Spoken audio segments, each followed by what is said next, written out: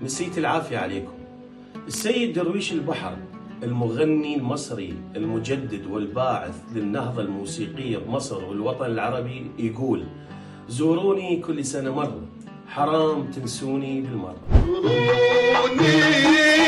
كل سنة مرة، حرام تنسوني بالمرة.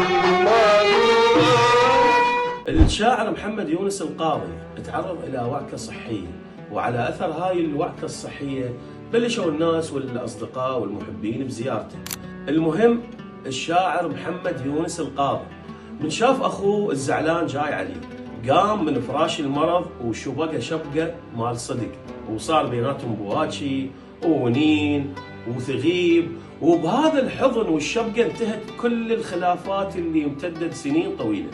بعدها الشاعر محمد يونس كتب كلمات هذه الأغنية ولحنها سيد درويش وغناها لأول مرة محمد مرسي، وبعد فترة غنى هاي الأغنية السيد درويش بنفسه، ومشت الأمور والأخوة المتخاصمين رجعت علاقتهم أقوى من قبل ورجعوا حبايب. أعظم المشكلات وأعظم سوالف الزعل تنتهي بملقى حلو وابتسامة وبحضنة وشوية دموع للعتاب. لذلك لا تنتظر واحد غريب يبادر بإصلاح الخلاف، كلش طبيعي من تتأخر بالمبادرة. ممكن اللي زعلان عليك ما راح تلقاه عايش، وممكن تلقاه شادر منصوب، وممكن تلقاه مريض وما يقدر يستقبلك.